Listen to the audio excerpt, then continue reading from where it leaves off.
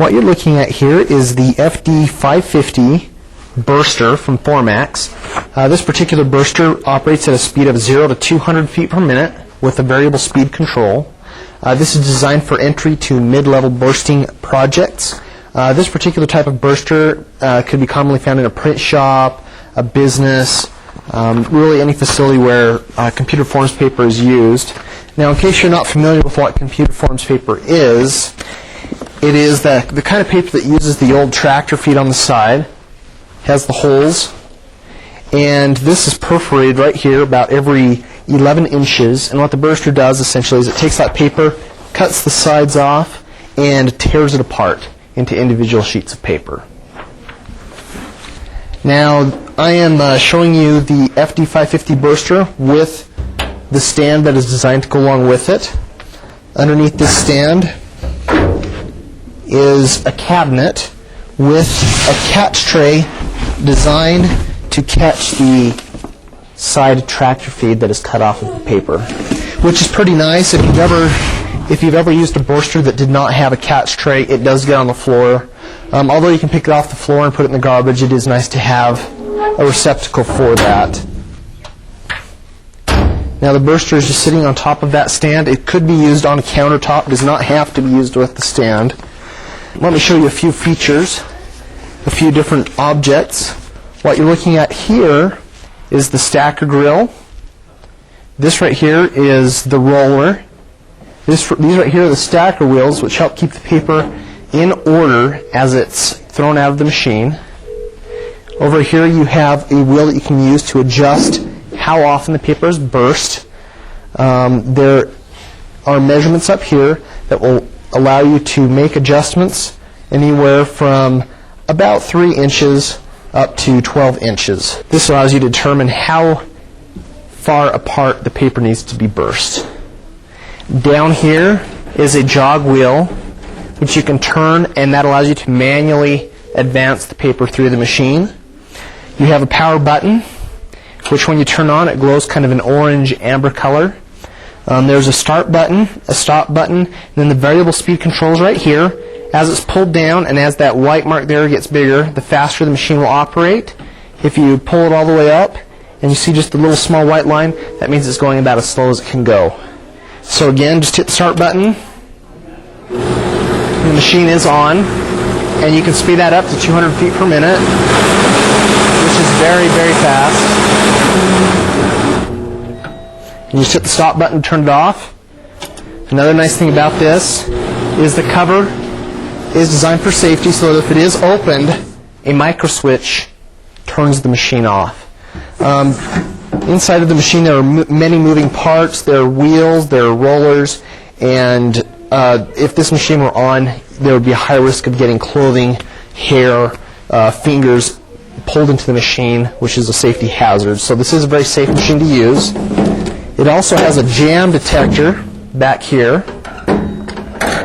This right here is a jam detector, and when it's lifted up, there's a micro switch over here that is disengaged when the jam detector is popped up.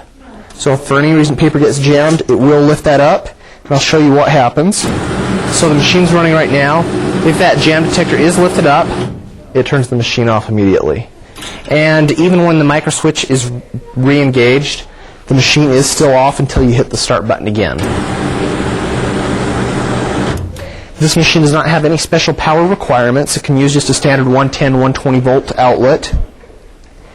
Assembling this machine is pretty easy out of the box. There is this entry tray here that does have to be bolted into the machine.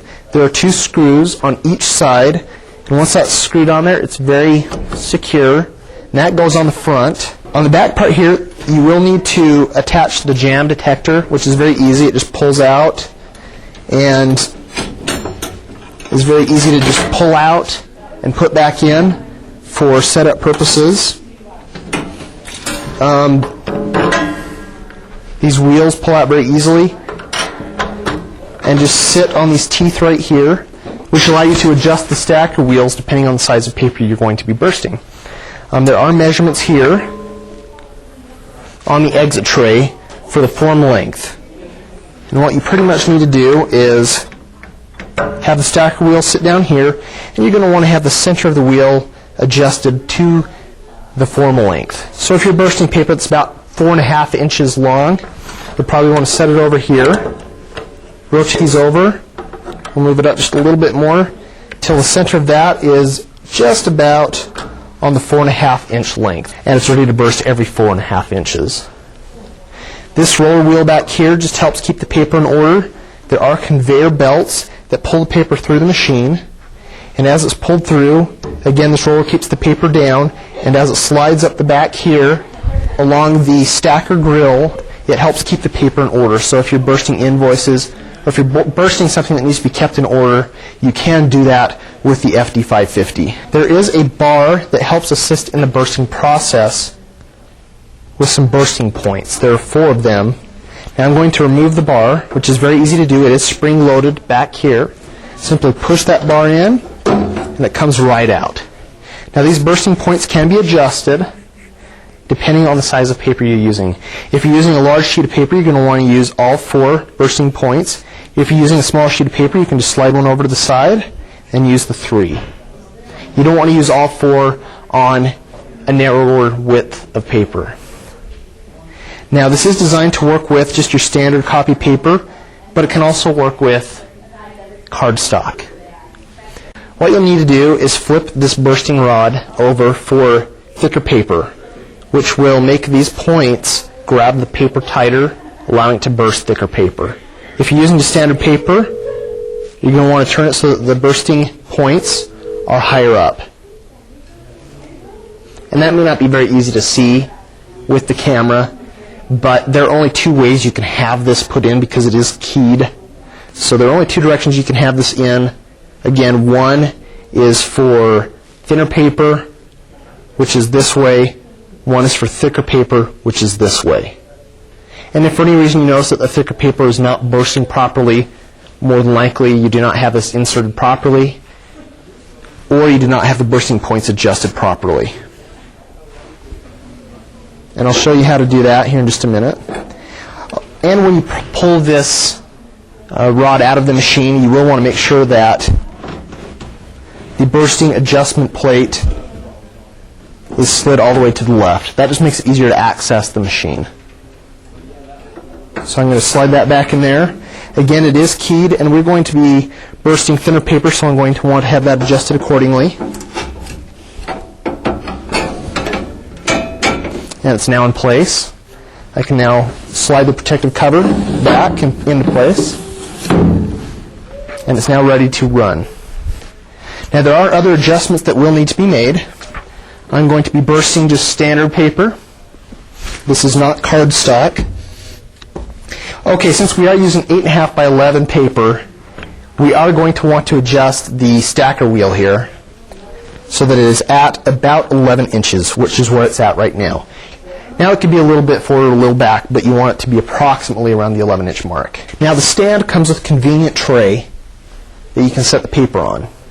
Now again, you can operate this on a tabletop if needed. And the paper is inserted up through the machine.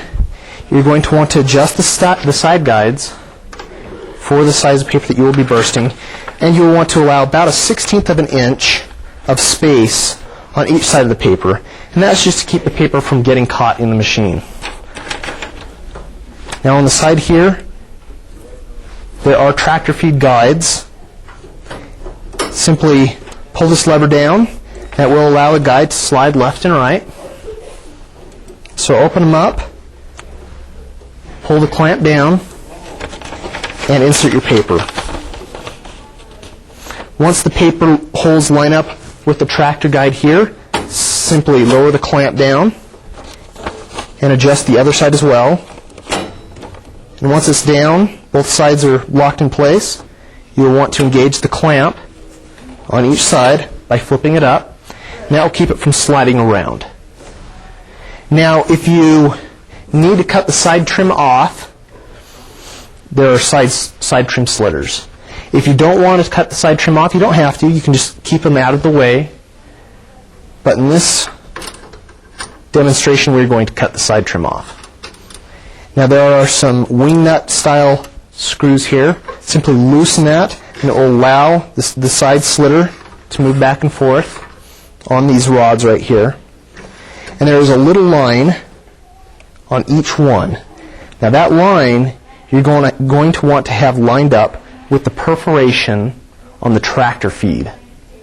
So I'm going to advance the paper using the manual jogger, which essentially pulls the paper through the machine. Now I'm going to slide this side trimmer over again until that line is lined up with the tractor feed perforation.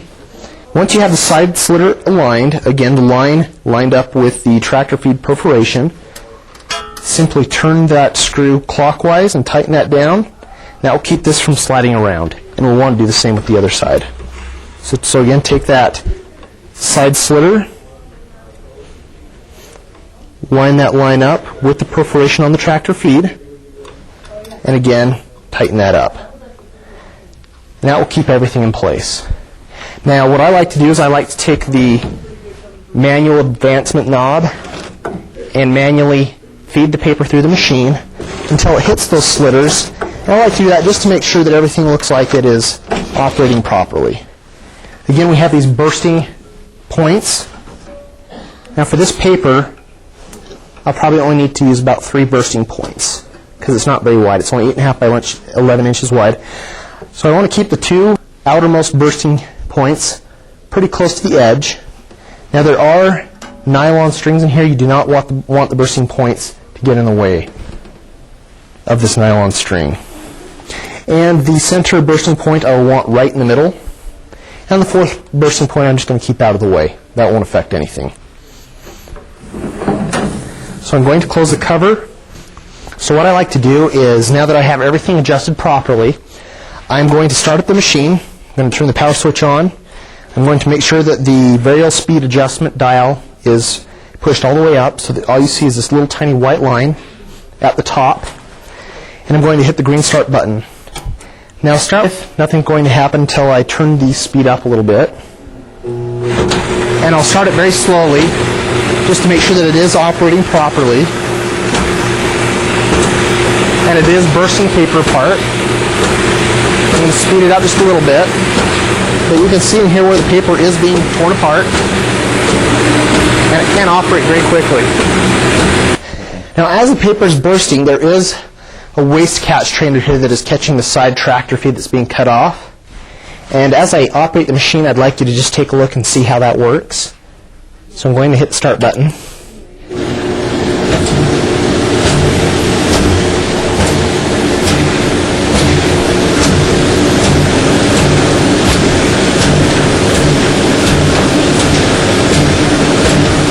And as you can see, it is catching that side waste that is being cut off of the bursted paper. Now, if for any reason you need to stop the job, you're not completely done bursting your stack of paper, you can just simply tear off what you need to finish later on or whatever you don't need to finish. And you can actually turn the machine on and just run it through the machine. And that allows you to just clear the paper out of the machine so you can either start another job, put a different size paper in, or make necessary adjustments.